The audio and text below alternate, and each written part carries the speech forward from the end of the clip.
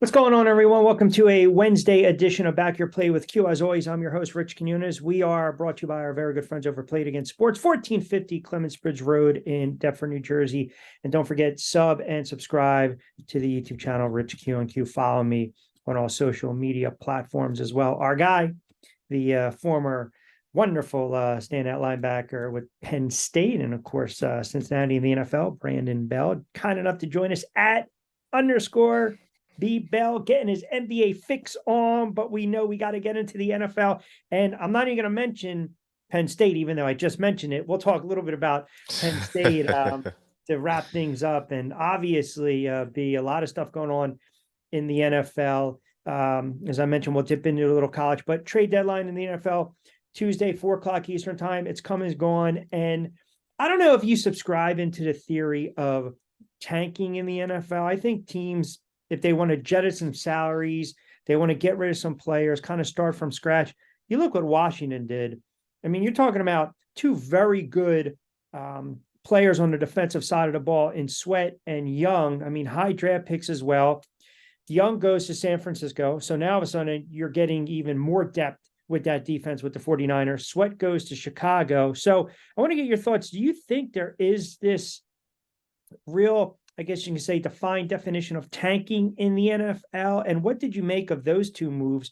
Washington, as I mentioned, sending off these players respectively to the 49ers and then the Bears. Yeah, I'll say there's definitely I don't think people like to use the tank word in the building, but there's definitely a reset button of sorts that, we're not where we want to be. We have some pieces to maybe, build in the future. And that's kind of the chess match that the front office of these teams, have to play. And as we see, there's a lot of teams that are better at that than others. Speaking of NFC East, Howie and the Eagles, they've hit a switch a couple years ago and really been getting things right in that regard. But, two monumental trades, two, good defensive ends, as you said, Chase Young, Montez Sweat. I mean, guys that will definitely help their new teams now. It's interesting because, the Bears, they might have stretched on their trade pick at least. A lot of people say they could have waited to get Montez Sweat after the season as a free agent. I'm not too crunched. I haven't crunched the numbers too much, but it's hearsay about that. And obviously Chase Young to the 49ers. Did you lose me? No, I'm still here. I'm still here. Is my camera on? Yeah, I think you froze. So that might.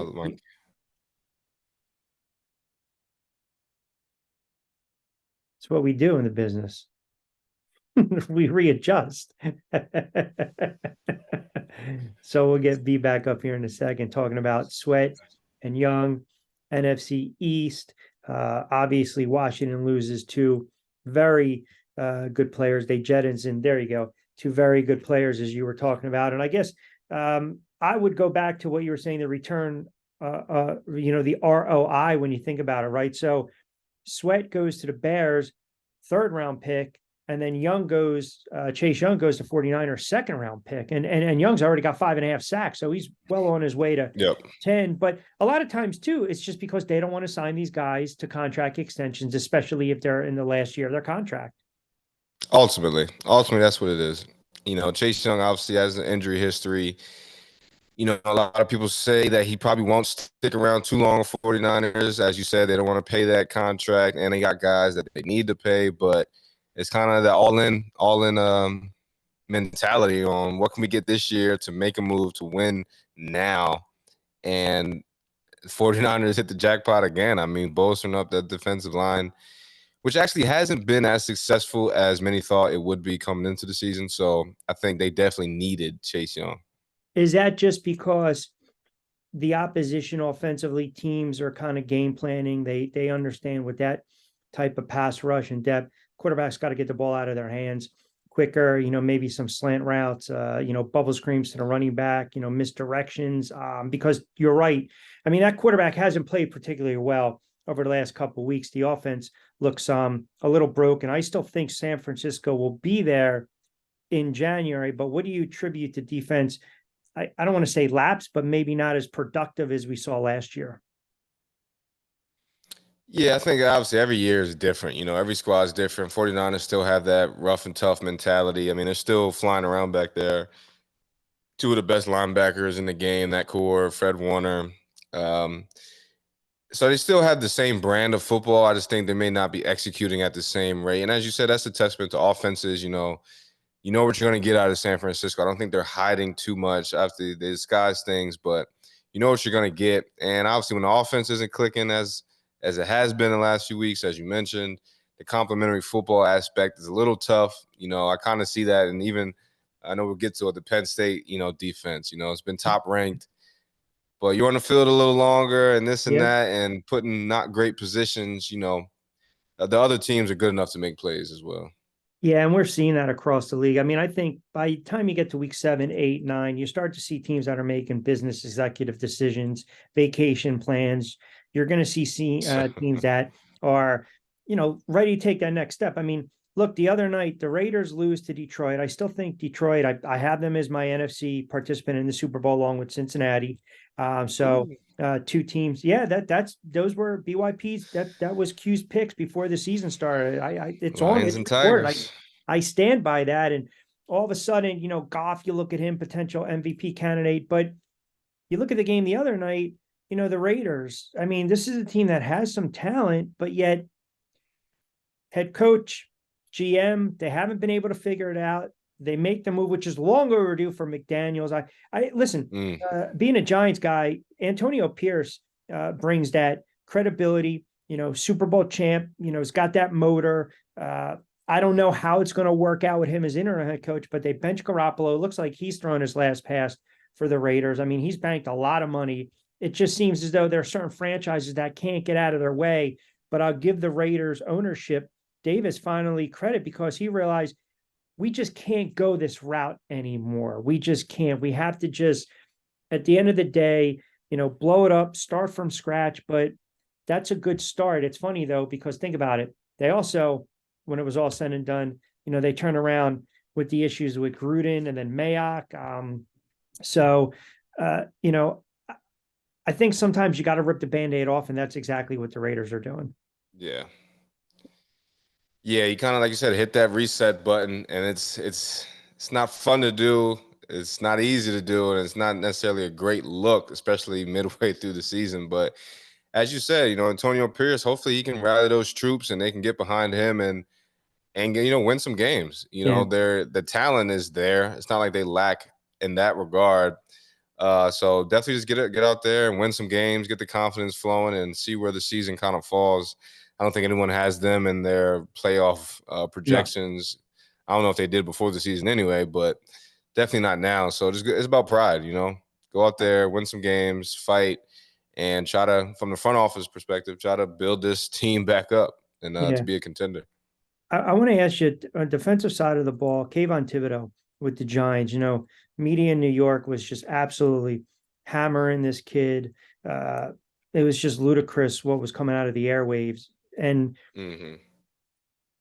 I made the argument or I posed a question, why draft him if you're not going to utilize his skill set in Wink Martindale's defense? I think maybe you and I even talked a little bit about that as well. But he had a big game the other day. It's unfortunate, the offsides kept the drive line. That's a horrible loss by the Giants. Even if you go back, it technically really wasn't offsides, but without him, he's that Right. game wrecker. He's getting to the quarterback a little more. I don't know how much the film you watched or watch going forward, especially because you played at such a high level in college and then in the pros. When you look at a player like him that maybe is just trying to use his brute strength and speed, Lawrence Taylor was able to get away with that. But when you look at Thibodeau on film, do you see, aside from what we saw on Sunday, do you believe he's got the talent and he's got the makeup to be that quote game wrecker? I'm not going to compare him to a Micah Parsons because that's a different Right. animal, right? Because if you think about it, you're talking about coming off the edge and then a quote linebacker. But what do you see when you look at Thibodeau? Yeah, I'd say, I mean, definitely I was really tapped into the film last season, his last year. as I was working for the NFL Films and really crunching tape for NFL matchup. So I've seen a lot of more of him last year, and obviously, a year improved. He's a different player now. But I could just speak. He definitely has the talent. I'll start there. I mean, he's a top 5 draft pick for a reason. The attributes and the skill set is there. Now, I think is there room for refinement and his pass rush? Of course, every rusher would tell you that. The best would tell you there's always room to improve. And I think that's what we're seeing over these past weeks. Some of the sacks this past week, you see his first move didn't work. And also he has that motor, comes to the second move, and then he, has the speed and the closing ability to get to the quarterback. So all those things combined, he definitely has what it takes. And I think, part of the pressure is the New York media one, and he's not a shy guy. He talks his talk. So he brings a lot of it on himself a little bit. But it'll come, you talk that talk. I appreciate the guys that talk the talk regardless. They don't talk when they lose, or they don't shut up when they lose. They keep going. And I think he'll end up proving it throughout his career, which I think will be a long one. I mean, he has the size, the speed, get some of these moves down, and whatever his kind of go-to is or will become, he'll definitely be more of a problem for opposing tackles. And listen, defense starting to come on a little bit. Offensively, that's a whole nother discussion. You got the Cowboys, Eagles 425, Eagles laying 3 at home. It's a big game because it's always recency bias, right? We always fall in love with this team that's having this big time, run. And all of a sudden now the Cowboys are a legit team coming out of the NFC. San Francisco stubbing their toe. The Eagles are making life, difficult for themselves, but yet they're 7-1. And I know they got some banged up players on defense. I'm more concerned with the secondary if I'm an Eagles fan. I mean, look what Sam Howell was able to do with some of those wide receivers. And Dallas, Prescott's had some, he's had his moments against the Philadelphia Eagles, and they've got some very good wide receivers. I mean, to me, this is almost a 50-50 split. You give the edge to the Eagles because they are home. The numbers drop from 3.5 to 3. But how do you handicap this one on Sunday? Yeah, it's definitely a big, big game for both sides. And I think it's interesting because, as you said, the Eagles aren't necessarily clicking on offense as we witnessed last season. But I believe Hurts is on pace to have a record-setting season for himself. So it's kind of weird in that regard. I think it always comes back to that balance of the run game, which we know the Eagles can do. But it's how patient are you willing to be with that? And obviously, you got the weapons on the outside, A.J. Brown, who's having an MVP type of season, honestly, and all the other weapons that they have, Smitty and Goddard. It's hard not to want to get those guys the ball as well. But the guy Swift back there and those dogs up front, definitely it's nice for them to go forward. And I think that'll be the battle. If Eagles can maintain a healthy run game against the Dallas Cowboys and not let those guys, with the stars on their helmet, pin their ears back and just rush after Hurts, I think it lands in the Eagles' favor. And then flipping sides, kind of the same thing. If Dallas can create a healthy run game and not let the Eagles D-line pin their ears back, because ultimately that's saving those DBs right now, is that strong defensive front. But I think the Eagles DBs, they'll get it together. I'm not saying they're definitely no scrubs by any means. I think they're just got some pieces to keep working on. And as you said, Sam Howell definitely diced them up. But I believe the Eagles are kind of slowly getting it all together. Yeah, the Eagles are a team when you watch them, and if they fall behind, there's a handful of teams that if they go down 10-0, 13-0, 17-0, there's really not panic. Right. I mean, Kansas City's one of them. Maybe you can even say Miami to some extent, even though we saw what the Eagles did to them. And then you got Philadelphia. Like, they just don't panic and they don't go away from the game plan. A lot of times teams are like, you're down 17-0. Let's abandon the run and try to throw ourselves back in. And to your point with Dallas, I think they do have to have ball control and shoring up the game a little bit. If they're going back and forth up and down the field with the Eagles, I don't think they have the I don't want to say the weapons, but I don't think they have the horses, the pace to go back and forth, up and down against the Philadelphia Eagles. And if that's the case, then they're probably going to get blown out. Again, a couple minutes with our guy. There he is again. Look at that handsome mug. Brandon Bell joining us for a couple of moments. Standout linebacker, Penn State, also in the pros with Cincinnati. Give him a follow on social media @_B Bell. All right. I want to get into college because I want to get your thoughts on a couple things. So obviously, let's get to your Penn State squad. And I mean, 10-year deal now. James Franklin, Yeah. you got to be able to beat Ohio State. Have to. Yeah. It's those are the big ones. Yeah, that's I can see you look just disheveled look on yourself. Like, come on, when are they going to get a win over Ohio State? Yeah, it's tough because there's more pressure now than there ever was.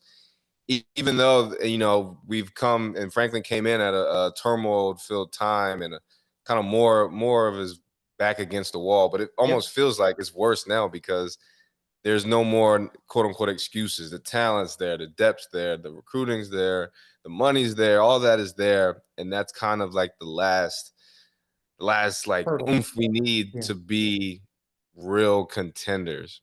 And it's tough because Ohio State, I mean, Penn State is always Penn State, don't get me wrong. Obviously, I'm a part of that lineage, but we know what we've been through. We've had down years, never losing seasons, but we've been down, right?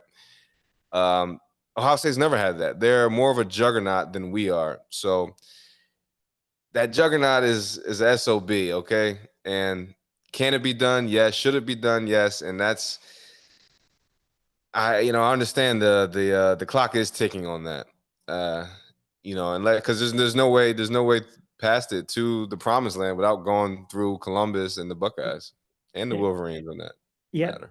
It's a great point. I mean, how many times did we get on Harbaugh with Michigan, right? And Ohio State, as you mentioned, it's just they're a different animal. I mean, and it's not like Penn State is having a bad season. Right. They're not having a bad season. They got Maryland. That's a winnable game. They're a ranked team. What are they, 6-1? They got one loss on the season, right? Yeah. Every game is big. Yeah, exactly. Going forward, every single solitary game is big. And they do have, I mean, think about it. You get through Michigan State, Rutgers, Maryland, they should be wins, but then you pencil in November 11th. That's the big game against Michigan. And that's kind of where I want to come full circle as we close it out. This whole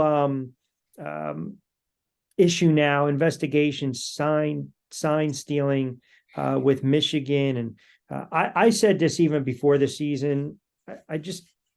I got the sense that Harbaugh was pretty much, if I get a championship, if I win a title, I'm out of here. I'm going back to the pros. But now you almost get the sense that, NCAA is trying to push him out a little more. And then there's the reports that Michigan took back that contract offer. So when you hear something like this, I mean, is this a witch hunt against Harbaugh in Michigan, or is this much to do about nothing?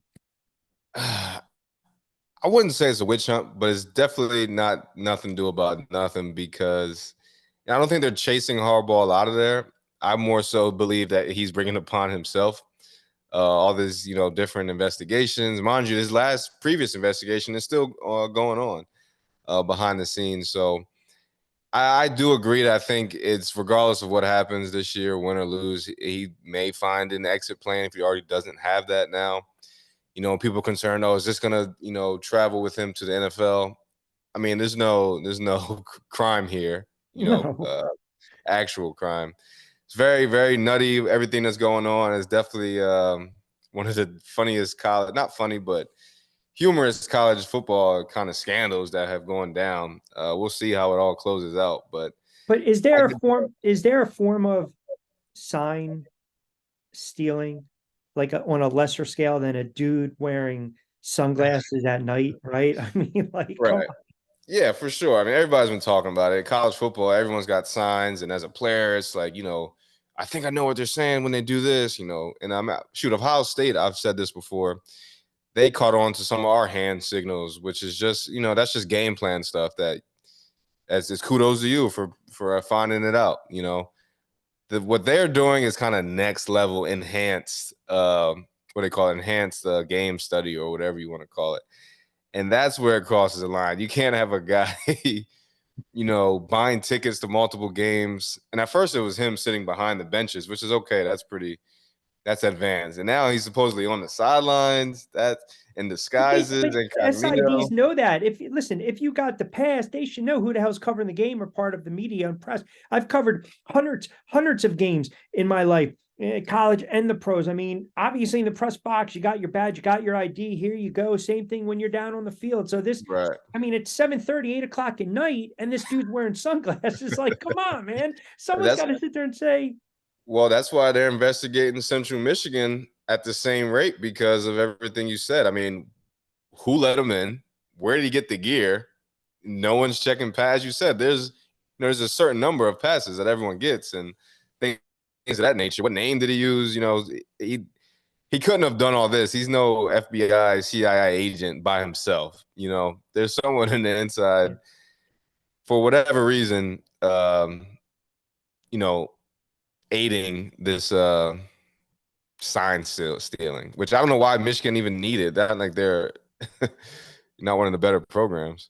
yeah, and I think they actually that game against Central Michigan, I think they waxed them like 49-0. So I mean, Yeah, you're right. Who's to say if the guy is going rogue at all? I just think to me, it's a little bizarre. Maybe this fair. is kind of like they're out when it comes to like Harbaugh, and not giving him that new contract. So, but we'll see how Yeah, it plays out. maybe that's a different take. That's a Listen, any way to try to get out of stuff, that's what some of these colleges do. But you got Ohio State, Georgia, Michigan, FSU, they're atop the CFP rankings as we speak. So, all right, brother, I'm not going to hold you. Always appreciate a couple moments. I guess next week we'll have to get into a little NBA, right? We might have to yeah. dive into that. Let's do it. Let's do it. All right, B. Always appreciate you jumping on. Of course, give him a follow on social media @ B Bell, Brandon Bell, and give him a follow. He's doing good stuff, covering, working with the NBA now. Still got that NFL insight, that college insight as well. Always. And yeah, you got to broaden the horizons, as we like to say, right? So Man. I appreciate a couple moments. Thanks for jumping on this day. Thank you.